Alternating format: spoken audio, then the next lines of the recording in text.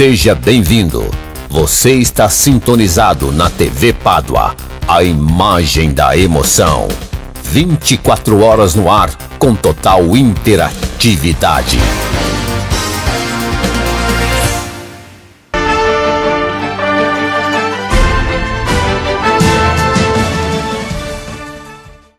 TV Pádua Entrevista. Hoje, com muito prazer, recebemos Amélia Luz, natural de Pirapitinga, escreve contos, crônicas e poesias. Formada em Pedagogia, Administração Escolar e Magistério, Orientação Educacional, Comunicação e Expressão em Língua Portuguesa, pós-graduada em Planejamento Educacional e Psicopedagogia na Escola. Membro correspondente da Academia Brasileira de Poesia, Casa Raul de Leone de Petrópolis, também da Academia de Letras, Artes e Ciências do Brasil e do Movimento Aldravista em Mariana, Minas Gerais. Membro da Academia Rio Cidade Maravilhosa. Membro correspondente de academias no Rio de Janeiro, Cachoeiro de Itapemirim no Espírito Santo, Nova Friburgo, Ponta Grossa no Paraná, Cabo Frio e outras entidades literárias. Participa de muitas antologias com premiações em vários concursos literários no Brasil, em Portugal, na Espanha, na Itália e na França. Também participa do Círculo de Embaixadores da Paz Universal em Geneve, na Suíça, e da Academia de Mérito e Dedicação Francesa de Paris. Também da Divina Academia Francesa de Artes, Letras e Cultura, também em Paris, na França. Membro honorário da Tertúlia Rafael Bordalo Pinheiro de Lisboa. Membro da Academia Internacional de Heráldica em Lisboa também. Da Academia Portuguesa Ex Libris, também em Lisboa, e membro correspondente honorário da Universidade Lusófona de Humanidades e Tecnologias em Lisboa. E o último título que relacionamos aqui, Amélia Luz é membro efetivo da Academia Paduana de Letras, Artes e Ciências de Santo Antônio de Pádua, a nossa querida APLAC. Antes de conversarmos com ela, vamos cumprimentá-la. Prazer tê-la aqui, Amélia. O prazer é todo meu. Sinto-me honrada com esse convite. Muito bem, agora nós vamos falar um pouco da sua carreira literária e outras coisas também que compõem essa experiência toda de vida e do exercício de escrever, porque eu acho que é reflexo de um todo, desde que a gente começa a existir. Além da literatura, quais são as outras atividades a que a senhora se dedica? Eu me dedico à pesquisa, a viagens, a estudos, aposentada que sou. Então, no momento, eu me dedico a essas coisas para preencher vazios. E me sinto privilegiada ao descobrir, ao avançar sempre mais. É uma eterna busca, não é? Uma eterna busca. E quando é que a senhora foi despertada para a literatura? Ainda bem cedo, na escola primária, os meus textos eram destacados e os meus professores elogiavam e, de certa forma, eu recebia premiações e destaques da minha professora do curso primário. Já desde o início da carreira literária? Sim, desde o início que eu não sabia. Muito bem. Quais são os poetas ou escritores preferidos de Amélia Luz? O escritor preferido, Guimarães Rosa. Grande Sertão Veredas, não tem como. É um Virgílio, é alguém insuperável. É um criador de palavras, é uma coisa indescritível, não há como falar além. Guimarães Rosa é uma preciosidade da nossa língua. Como poeta, temos muitos, Drummond, Cecília Meirelles, outras tantas que não daria para citar assim tão rápido. Coincidentemente, Drummond e João Guimarães Rosa são mineiros como Amélia Luz. Do mesmo caldeirão. Do mesmo caldeirão, não é?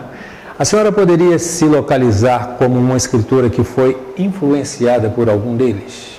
A soma, eu acho que tudo que se lê você retém, e de uma certa forma faz-se uma mistura no raciocínio, nas posições, nas tomadas de pensamento. Então eu acho que é uma soma de todos. É um caldeirão que ferve e depois tem alguma coisa para se alimentar. E nós temos uma riqueza muito grande. No nosso país, a riqueza é muito grande. Minas Gerais é um acervo muito grande. Rio de Janeiro.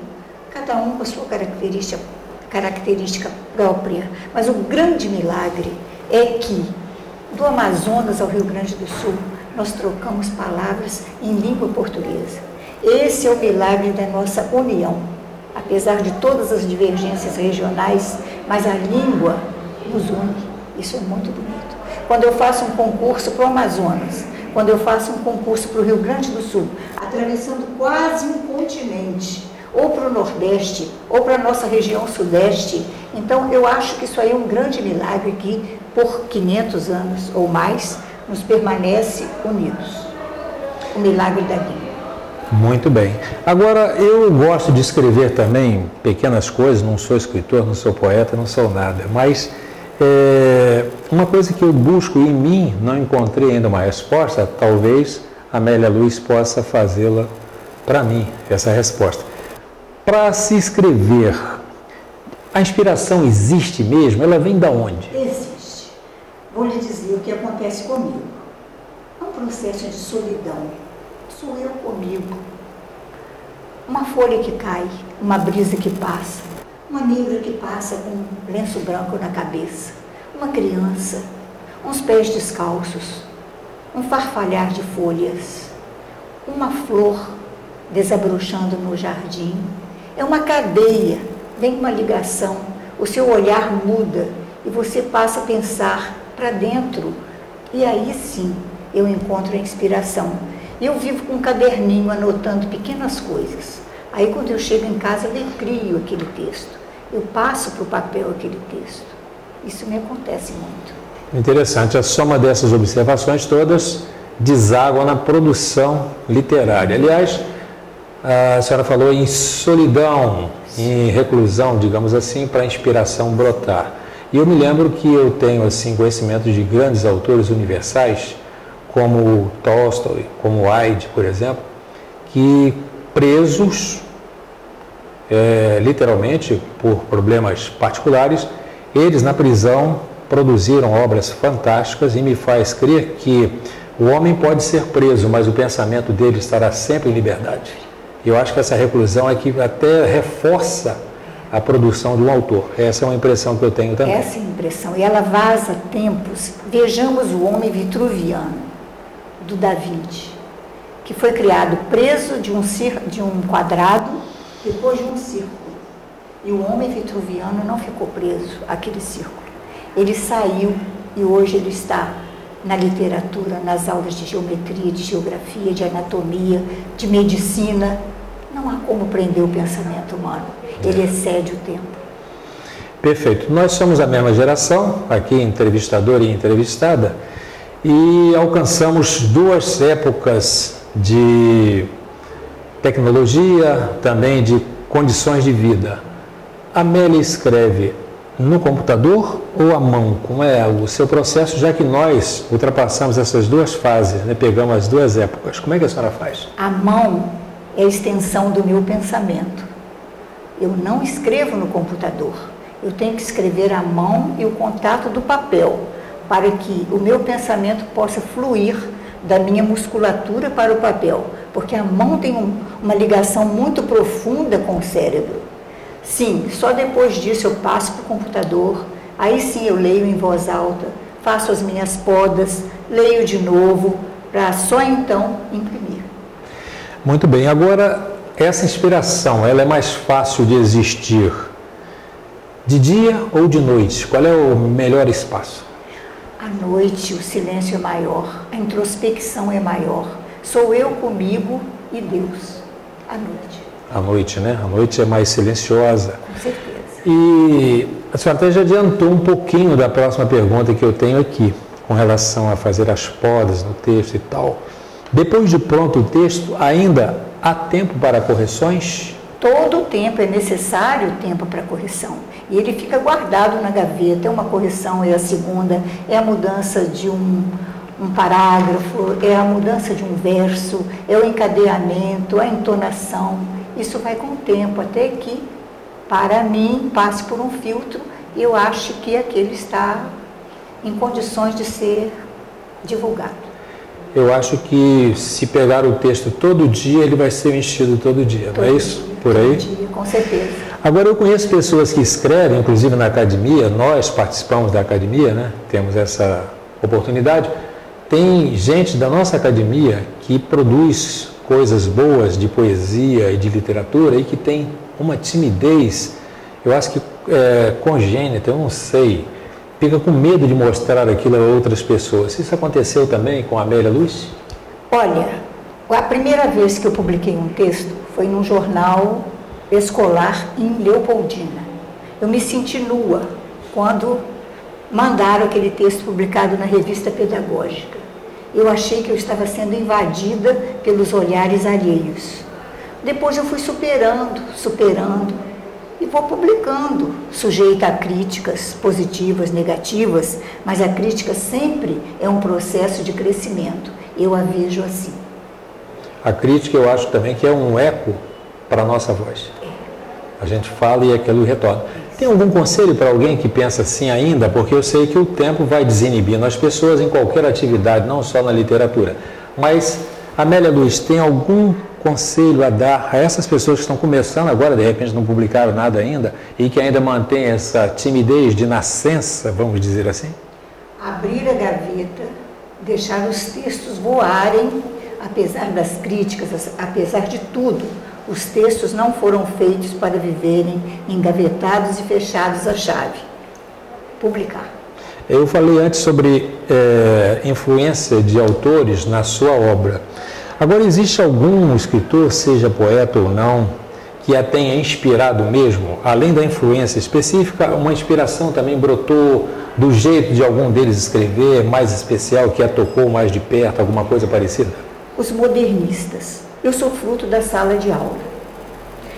Eu aprendi tudo através da sala de aula, quando eu pesquisava para ensinar para os meus alunos.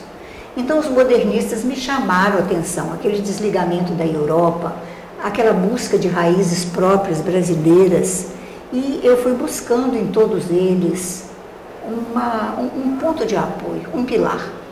Tem um pouco de cada um, né? Agora, a senhora lembra do seu primeiro texto? Nessa construção dele, alguém orientou, alguém estimulou a fazer isso?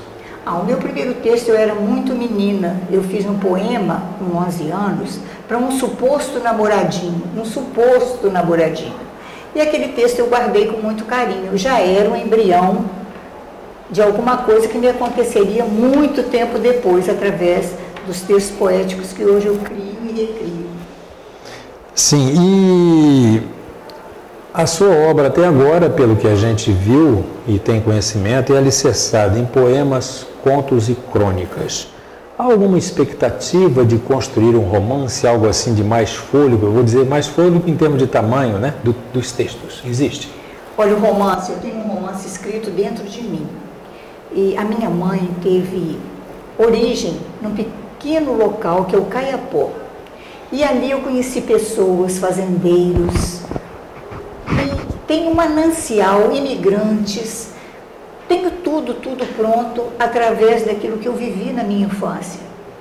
E às vezes eu me encorajo de passar para o papel, mas o tempo é muito pouco, que eu fico dividida entre escrever poemas, que me chamam todo dia, e pesquisar também, que é um dos meus compromissos, e ler.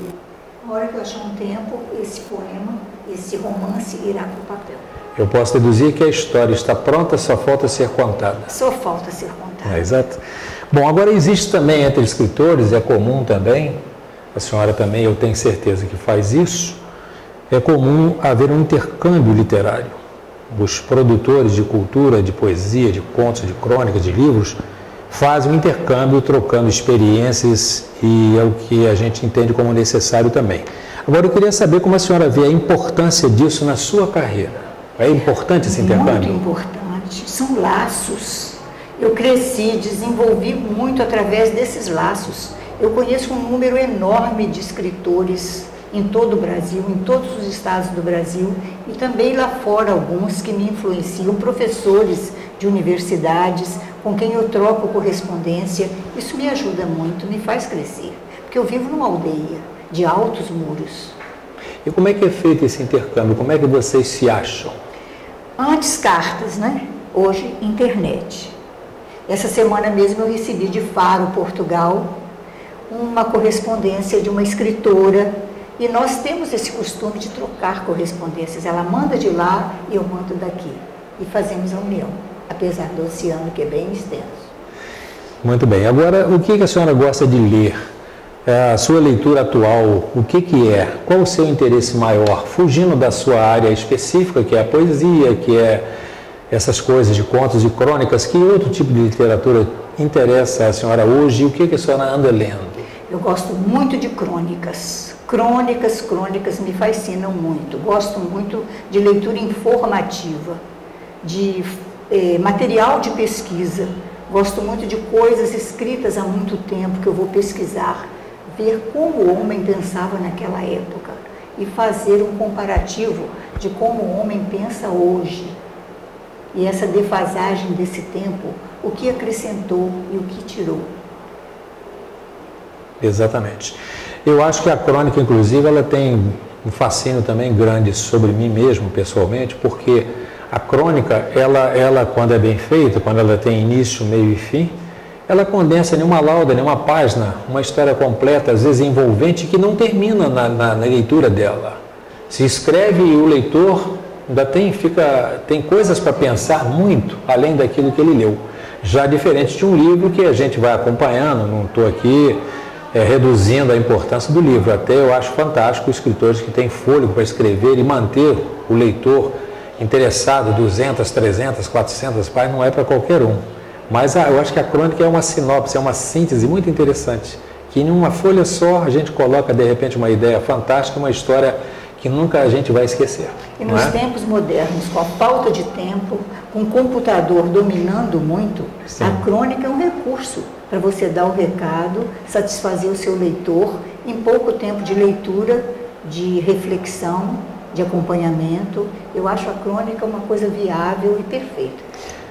Quanto às suas distinções que tem recebido pelas suas obras no mundo inteiro, eu estou dizendo França, Portugal, o Brasil, claro, aqui na nossa terra, essas distinções todas que a sua obra tem recebido com reconhecimento, como é que elas acontecem? A senhora se inscreve nesses projetos, digamos, em que podem ser geradas distinções, ou a senhora procura, ou é convidada? Como é que acontece esse processo de chegar a um reconhecimento de uma academia estrangeira, de um movimento qualquer que foge aqui do nosso universo doméstico? Isso veio muito através da internet, através de viagens, através de conhecimentos.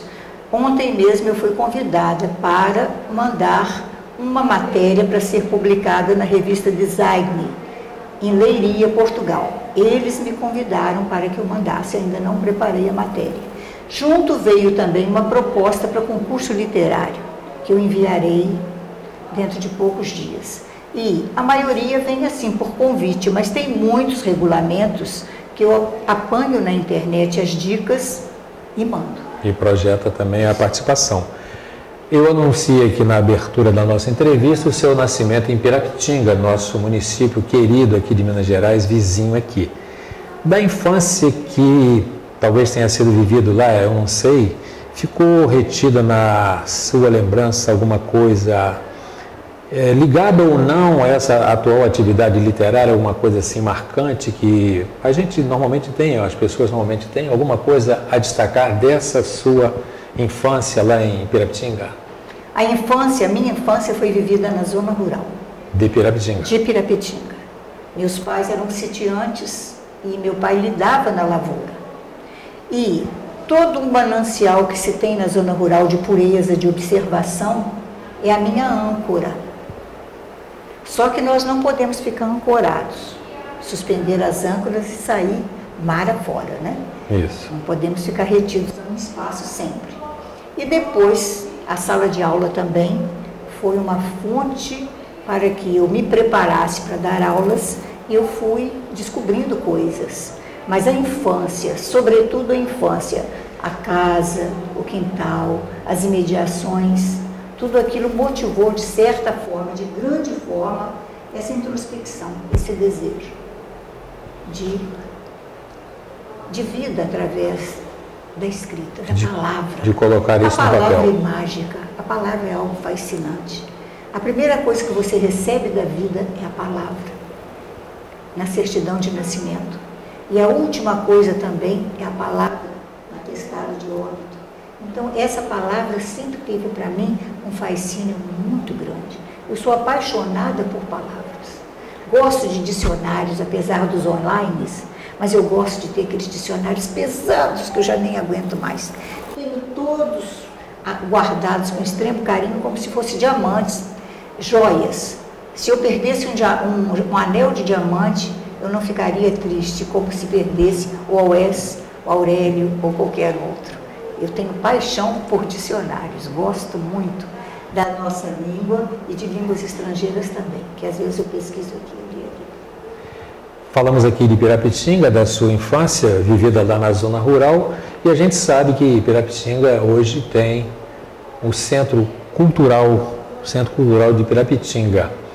E eu queria que a senhora falasse um pouco sobre esse centro, porque eu sei que faz parte das suas atividades. Como é que ele funciona, quem participa, como é que está, eu vou usar a expressão entre aspas aqui, sem direito a fazê-la, mas eu vou usá-la entre aspas. Como é que vai o nosso Centro Cultural de Pirapitinga? Muito bem, o nosso Centro Cultural, ele vai com as dificuldades de sempre, né? Porque falta-se atenção, recursos, mas ele está há 30 anos, vai fazer 30 anos agora em abril. Eu fui ao lado de outros tantos, fundadora do Centro Cultural. Inclusive o nosso amigo Rui Azevedo foi quem nos passou a ideia do Centro Cultural. Eu levei a ideia e através dali nós desenvolvemos o Centro Cultural Antônio Jubileu, cujo patrono é Antônio Jubileu. E depois fundamos a Casa de Cultura, que já está lá há quase 20 anos também. Quem participa está restrito aos pirapitinguenses ou tem também estrangeiros, digamos assim, lá? Não, tem os pirapitinguenses. Só, né? Agora, as suas atividades, poetisa, escritora, professora. Qual dessas lhe dá mais prazer? Professora. Professora. Sobretudo professora, sobretudo, acima de tudo, professora. Não poetisa nas horas vagas.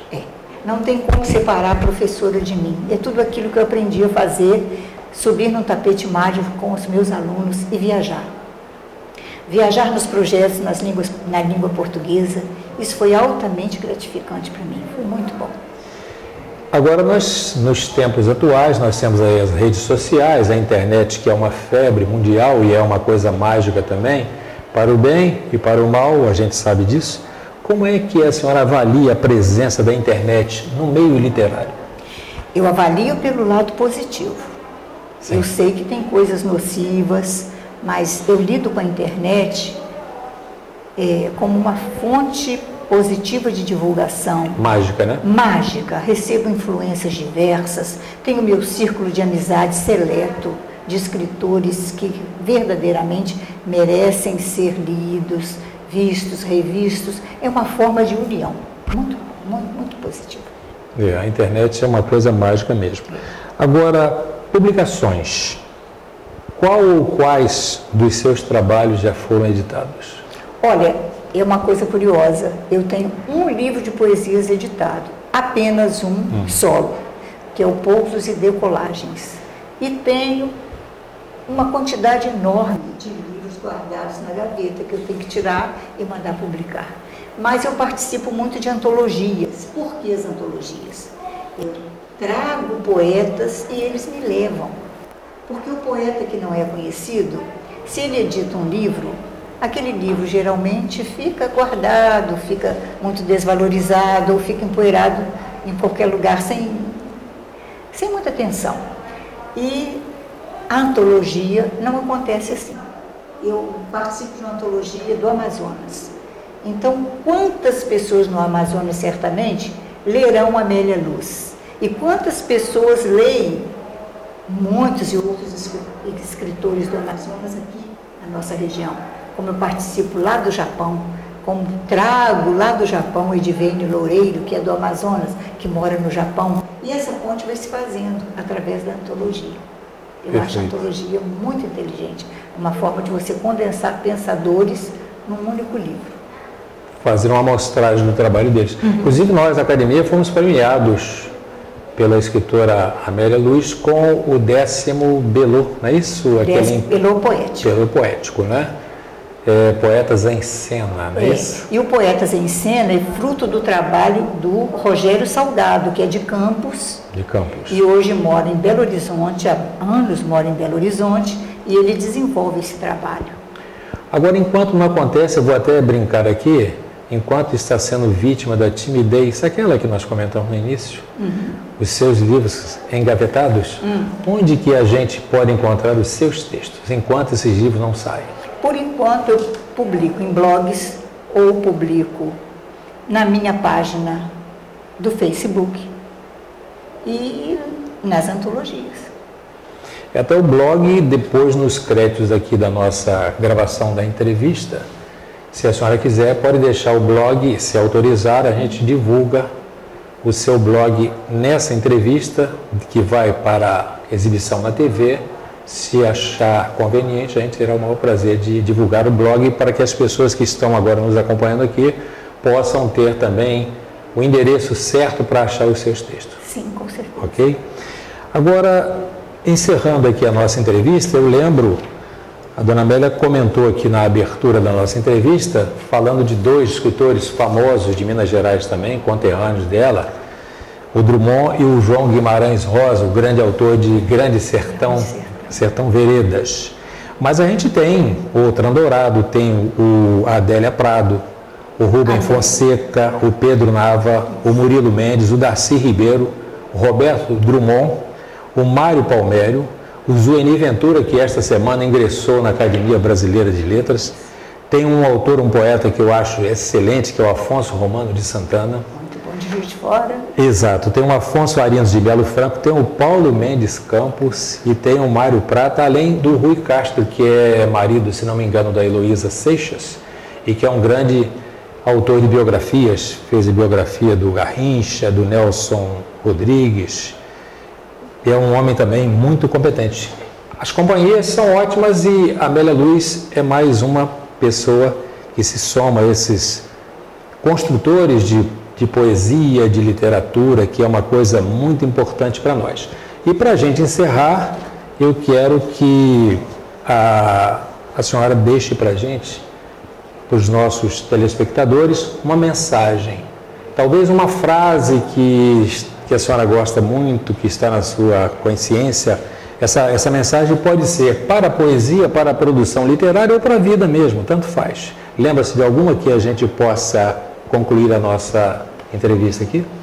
Eu vou concluir falando da leitura, falando da palavra. Ler. Ler é vida. Ler é tudo. Ler é a construção que se faz a cada dia. Então, o mais importante que eu vejo em tudo isso é o valor que se deve dar à leitura. Colocar o livro na mão da criança. Ensinar o livro a ler, ou a criança a ler. Se eu fosse avó, se eu fosse mãe novamente, eu dedicaria 1 hora por dia, ou até mais, com os meus netos, com os meus filhos, ou com quem de direito, para ler com eles. Isso eu acho que deve ser feito. Uma bela mensagem. E eu lembro que eu separei aqui 3 frases, 3 conceitos aqui da Clarice Lispector. A senhora falou sobre ler. Antes de lermos, alguém tem que escrever. Aí entra a função do escritor, que é fantástica. Então, as frases da Clarice Lispector.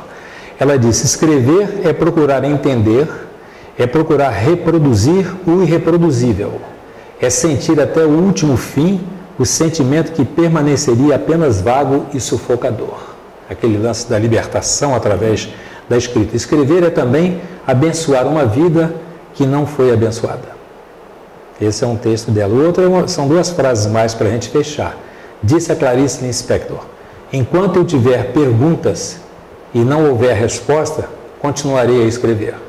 Essa é a incompletude humana. Não é? Nós não somos completos e nós estamos sempre buscando alguma coisa que, de certa forma, venha nos preencher, nos completar. Essa busca é eterna. Eterna.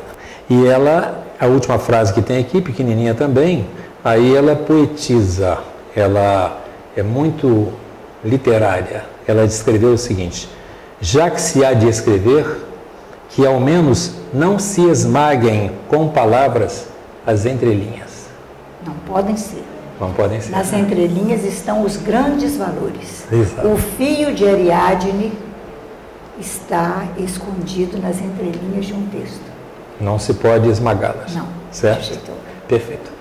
Amélia, muito prazer em tê-la aqui na TV Pádua. Foi um prazer imenso e uma oportunidade que a gente teve de mostrar aqui a nossa audiência o seu trabalho, a qualidade do seu trabalho, o reconhecimento que é internacional, a gente já divulgou aqui. Também um pouquinho, uma pitadinha do Centro Cultural de Pirapitinga, um pouquinho também da nossa placa aqui. Com certeza, muito da nossa placa. E é muito bom a gente tê-la aqui, foi muito bom mesmo. Muito obrigado mais uma vez. Eu tenho muito a agradecer. Agradecer o convite, a TV Pádua, agradecer a placa e agradecer a você, Joelcio, por essa oportunidade de estar aqui com vocês hoje. Muito obrigada. Muito bem. Até a nossa próxima entrevista, então.